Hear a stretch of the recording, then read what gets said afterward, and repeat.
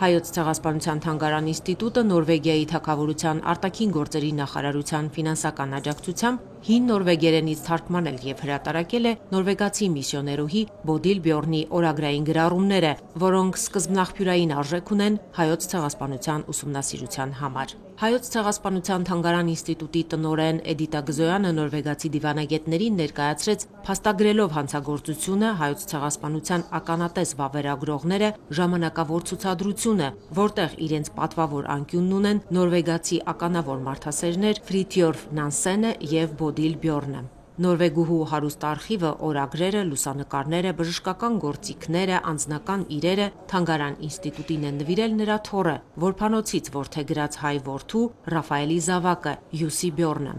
Ականատեսի հուշեր Բոդիլ Կատարինե Բյորնի ժառանգությունը գրքի շնորհանդեսին Հայոց ցեղասպանության թանգարան ինստիտուտի տնօրեն Էդիտա Գզոյանը իր երախտագիտությունը հայտնեց Հայաստանի Հանրապետությունում Նորվեգիայի թագավորության արտակարգ եւ լիազոր դեսպան Բերգլյոտ Հովլանդին այս կարևոր ձեռնարկը կյանքի կոչելու համար եւ նշեց, որ Բոդիլ Բյորնի կյանքը, գործունեությունը եւ մարդասիրական առաքելությունը խիզախության եւ բարոյական տոկունության խորհրդանիշ են։ Ի հեճուկս բռնապետական լռության Բյորնը նախընտրեց պայքարել, օգնել հայերին եւ վավերագրել հանցագործությունը։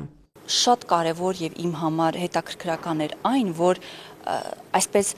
ժամանակով, ազգությամբ, գրոնով տարանջատված լինելով, Բոդիլը դեպքերին տալիս է այն նույն գնահատականը, որը որ տալիս էին հայ վերապրածները օրինակ ժամանակի, կամ որը որ տալիս ենք մենք այսօր։ Այսինքն ինքը շատ լավ հասկացել էր, թե ինչ սիստեմ է գործադրվում հայ ժողովրդին ոչնչացնելու համար, կարևորում էր հայ ընտանիքի նշանակությունը, որ այդ ամենը թիրախավորում էր հայկական մշակույթը, հայկական ընտանիքը եւ այլն եւ այլն։ Այսինքն իր գնահատականները ժամանակակից գնահատականներ են դեպքերին տրված մոտ 100 տարի առաջ։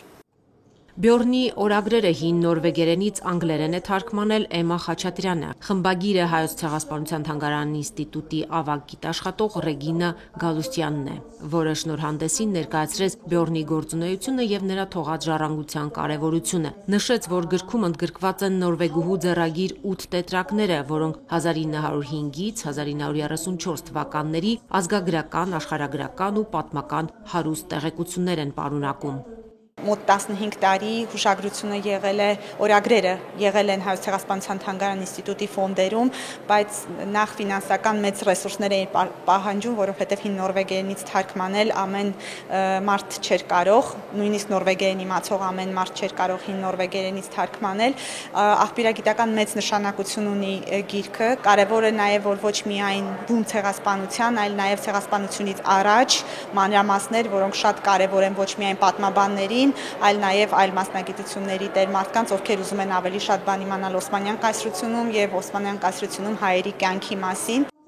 Բյորնի 1927-ից 1934 թվականներին գրած վերջին երկու օրագրերում մանրամասն նկարագրված են հայոց ցեղասպանությունից հետո Հալեպում իրականացրած աշխատանքները, վերապրած հայ երեխաների հաշվառման հստակ գրառումները, վիճակագրական տվյալները, եզակի լուսանկարներ, որոնց հեղինակը նույնպես միսիոներուհին է։ Հայոց ցեղասպանության թանգարան ինստիտուտը առաջիկայում կաշխատի թարգմանել եւ հրատարակել ֆոնդերում պահվող Բյորնի մյուս ձեռագրերը եւս, որոնք աղբյուրագիտական եզակի նյութ են պարունակում։ Լուսինե Բալյան, Վռամ Խանամիրյան, Եկեղեցական կյանք։